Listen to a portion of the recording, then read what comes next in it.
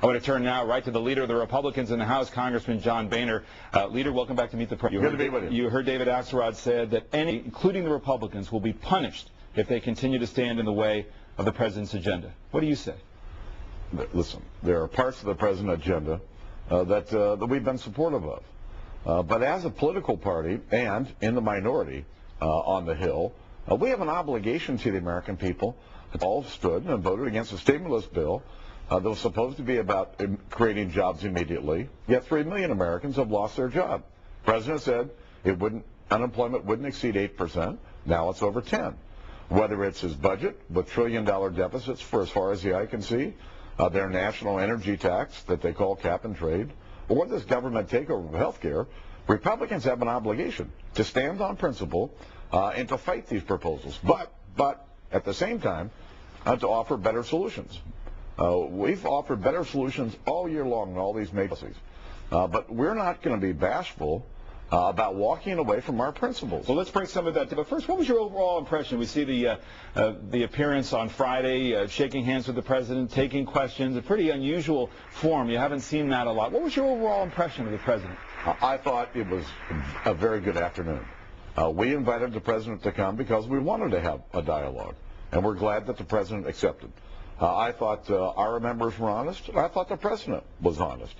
It's not that we're going to agree on everything, but the American people sent us all here to Washington to do what we can to help solve the problems we have in our country. Well, let's talk about solving problems. This is one of the points that the president made, chastising Republicans in terms of coming together to deal constructively with issues. This is what he said. We're not going to be able to do anything about any of these entitlements if what we do is characterize whatever proposals are put out there as, well, you know, that's the other party is being irresponsible. The other party's trying to hurt our senior citizens. That the other party is doing X, Y, Z.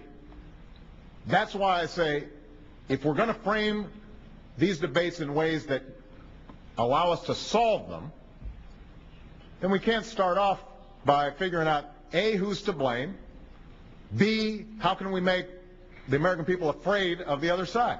And to that point, I mean, even here you're talking about deficits and debt as far as the eye can see, when you know full well that the president owns a very small percentage, comparatively, of that overall debt as far as the eye can see. Does he have a point? No, if you think about what I said, I was referring to all the president's policies.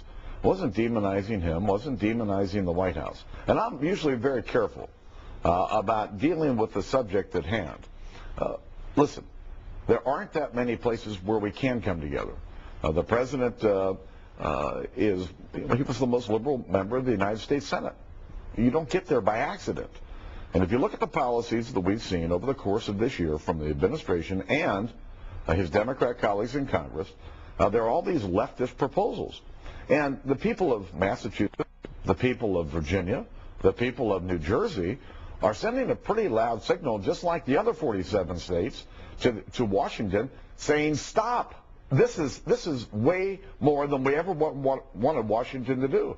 Although the president took on this idea of it being leftist policies on health care, indicating that it was in fact the move to the center and cost containment that cost him some of the support within his own party. My question is, if you heard the president in the State of the Union say that saying no is short-term good politics, but it's not leadership. You heard the State of the Union, you heard the president's Friday address. What are you prepared to say yes to, specifically? Leadership is about standing on your principle and opposing those policies that we believe are bad for the country. But leadership is also standing up and offering what we think is a better solution.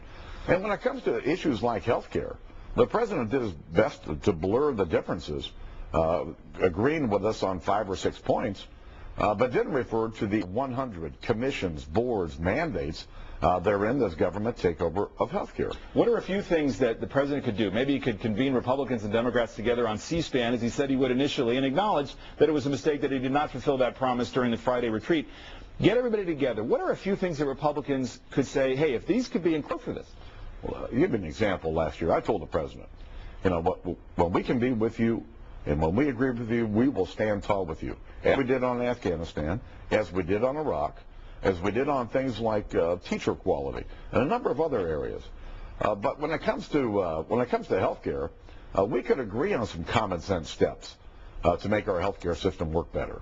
But we are not going to put the government in charge of people's health care. And it's something that there's a fundamental difference here. And most of America has already said no to this big government takeover. It's interesting. You say you don't want government in charge of health care, and yet you're a supporter of the idea of portable health insurance, the ability to take health insurance across state lines. But I thought that Republicans were states' rights guys and didn't want, because you'd have to have some kind of federal regulatory agency to monitor that kind of portability, wouldn't you? No, you wouldn't have to. Really? What we're saying is the American people ought to buy health insurance across state lines.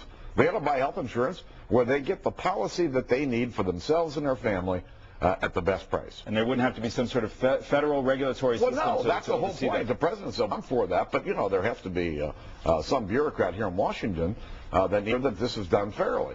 The American people are smart enough to do this on their own. Let me ask you about health care. Is it dead? No. We've seen all week Speaker Pelosi, Majority Leader Reid, continuing to scheme and plot, trying to find some way to get their big government takeover of health care enacted. And so I do think they're having problems, but I think Republicans are going to continue to be vigilant. I think the American people need to stay engaged because I'm watching all of the movement on the Hill. They're still trying to find a way, even after Massachusetts, the election there, they're still trying to find a way to shove this down the throats of the American people. And the American people are saying, no, stop. And what we need to do is scrap the big government takeover bill, and let's start over. Let's start over on common sense steps that we can take to make our system work better. No one in Washington thinks our current health care system is perfect, and certainly not Republicans. We've outlined our 8 or 9 ideas about how we can make it work better. But we want to preserve the best health care system in the world, and we don't want the government to take control of it. The question of spending and common sense steps that could be taken. You heard David Axelrod say, look, the Republicans voted against paying as you go. They voted against a commission to control the debt. They suggest a spending freeze, the president's budget will. And Speaker Pelosi has said that should not exempt defense spending. It should include it. What do you say? Should the spending freeze be a good start but be expanded? I think the president's proposal on freezing non-security domestic spending is a good first step. But it's only $15 billion for each of the next 3 years. I think we can do much better than that. I don't think any agency of the federal government should be exempt from rooting out wasteful spending or unnecessary spending. And frankly, I would agree with it at the Pentagon. There's got to be wasteful spending there, unnecessary spending there. It all ought to be eliminated. And we should be going through this budget line by line and asking the question, is spending worth having to borrow money that our kids and grandkids are going to have to pay back? That's the real question. And if we went through the budget line by line like that, I think there's a lot more spending that we could cut. Let me ask about the prospect of Republican leadership. The New York Times front page is this story as the GOP hits its pitfalls await.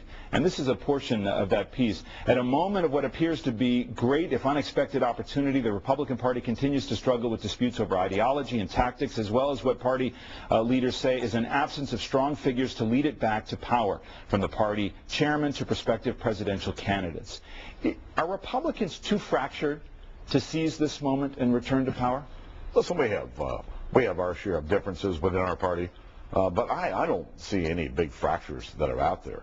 What we're trying to do here in Washington is to show the American people that we've learned our lessons in terms of too much spending. And what we've tried to demonstrate over the course of the last year is a real sense of fiscal responsibility, a real sense that Republicans need to show the American people that we can stand on principle and that we are the party of better solutions. But with the Tea Party out there, who's the leader in the Republican Party now to lead a charge with a new contract with America, say? David, there's not going to be a leader in the Republican Party until we have a presidential candidate. In the meantime, there are going to be a lot of people leading. There are going to be a lot of flowers out there blooming. And I think that's good for our party and, frankly, good for the country. You support Michael Steele as chairman of the party? He's been elected as the chairman of the party. I've worked closely with him. It's not that I agree with everything that he does, but by and large, he's doing a pretty good job. So you support him in his role? I do. Let me show you something from our Wall Street Journal poll, which was interesting in terms of blame. Who do you blame for not finding solutions in Washington? Republicans. get the lion's share of this, certainly more than President Obama. Why do you think that is? Well, it's one of the reasons why we put this book together, so you and the president and others can't continue to call us the party of no ideas. We've worked very hard over the last year to make sure that if we had to disagree with our Democrat colleagues in Congress or the administration, that we were for. And I think that's a responsible way to do our job as the minority party. Remember, David, you've got President Obama in the White House. You've got large majorities of Democrats in the House and Senate. They can't blame us for their problems. And the fact is, it's their problems. They've got a number of members who are saying no to what the liberals in Congress and the White House want to. They've got these big majorities. They can't blame us for their inability to govern. Finally, I want to ask you about Don't Ask, Don't Tell. The president said that he wants this to be reversed, that prohibition against gays in the military. You have said Don't Ask, Don't Tell has worked very well, and we just ought to leave it alone. Will this be a Republican campaign issue? I don't think it'll be a campaign issue, but in the middle of two wars and in the middle of this giant security threat, why would we want to get into this debate? While at a time when Americans are asking, where are the jobs, why do we want to get in this debate?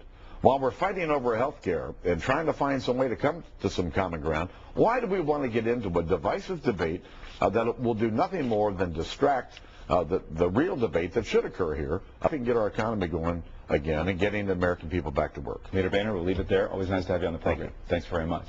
And